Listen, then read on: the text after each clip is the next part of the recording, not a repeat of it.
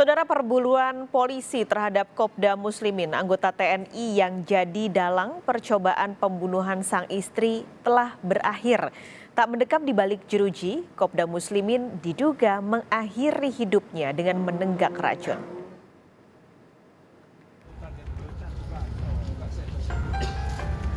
Berakhir sudah pelarian Kopda Muslimin, personel TNI yang mendalangi percobaan pembunuhan terhadap istrinya sendiri. Kamis kemarin, Kopda Muslimin ditemukan tak bernyawa di kediaman orang tuanya di Kendal, Jawa Tengah. Di hari yang sama, ia langsung dimakamkan, namun tidak secara militer. Kasus kriminal yang menjerat Kopda Muslimin yang jadi alasan. Ini dia pelanggaran apa? Ya, pelanggaran. Pelanggaran apa ini? Jadi tidak. Itu dicabut, haknya dicabut. Ya, kalau dia mau dimakamkan di secara militer, ya karena dia pelanggaran, akhirnya dicabut. Kopda Muslimin diduga bunuh diri setelah mengalami muntah-muntah pada Kamis pagi.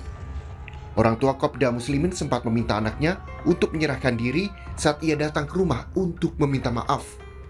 Beliau sempat minta maaf, bahkan oleh orang tuanya dituturi untuk menyerahkan diri dan lain sebagainya. Kita melakukan olah TKP untuk memastikan meninggalnya korban yang nanti secara yuridis formal akan kita lakukan otopsi atas persetujuan keluarga. Upaya bunuh diri Kopda Muslimin tak datang tiba-tiba. Dalam Sapa Indonesia Malam 28 Juli, Kasat Reskrim Polrestabes Semarang AKBP Doni Lumba Toruan menyebut Kopda Muslimin sempat menyampaikan rencana ini pada orang lain. Ini berdasarkan keterangan yang kami himpun dari dari wanita idaman lain dari Kopda Muslimin, sempat disampaikan bahwa terkait apabila kasus ini nantinya terungkap, maka langkah yang akan dilakukan oleh Kopda Muslimin adalah bunuh diri. Oke, itu pernah sempat disampaikan oleh Will-nya, oleh pacarnya ya? Betul, Mas. Oke. Keinginan yang diucap Kopda Muslimin rupanya jadi kenyataan. 11 hari menghilang dari kejaran polisi, ia meninggal di rumah orang tuanya. Dari hasil pemeriksaan dalam tubuh, diketahui Kopda Muslimin mati lemas karena penyakit pada otak atau keracunan. Meski demikian, hasil otopsi ini masih memerlukan tindakan lanjutan berupa patologi anatomi dan pemeriksaan laboratorium toksikologi untuk memastikan penyebab kematiannya. Dari hasil pemeriksaan luar tidak ditemukan luka akibat kekerasan tajam atau benda tumpul. Dari pemeriksaan dalam didapat tanda mati lemas yang diduga oleh karena penyakit pada otak atau keracunan.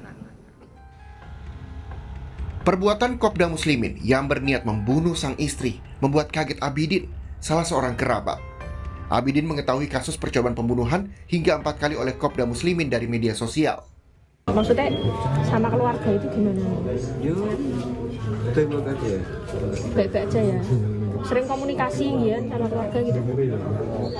Komunikasi lewat WA atau apa? Lewat WA? Dan terakhir pas dengan dapat kabar itu gimana Pak? Ya, dari media elektronik lah.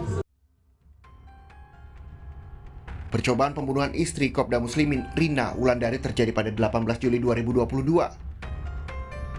Rina yang baru pulang mengantar anak ke sekolah ditembak 2 kali di bagian perut di depan rumahnya di Jalan Cemara 3, Banyumanik, Kota Semarang.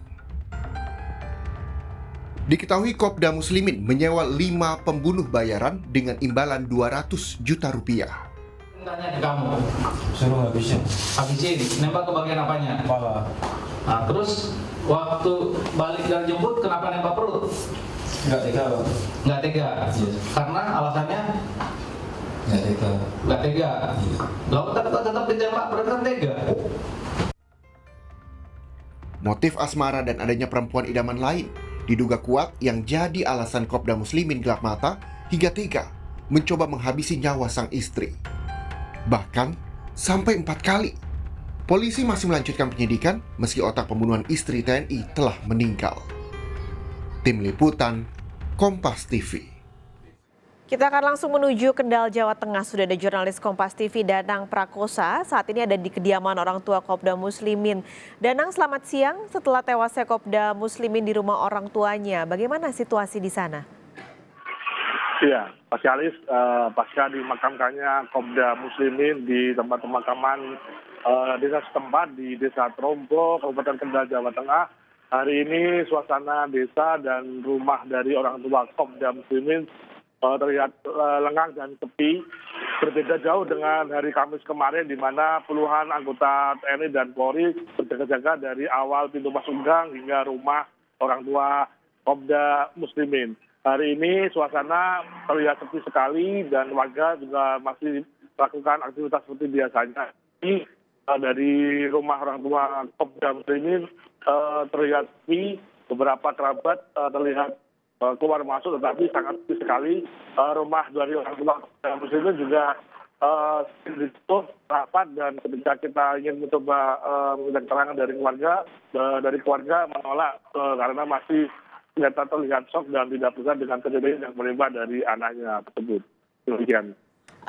Danang, meskipun Kopda Muslimin sudah meninggal, tapi penyidikan atas percobaan pembunuhan sang istri ini kan tetap berjalan.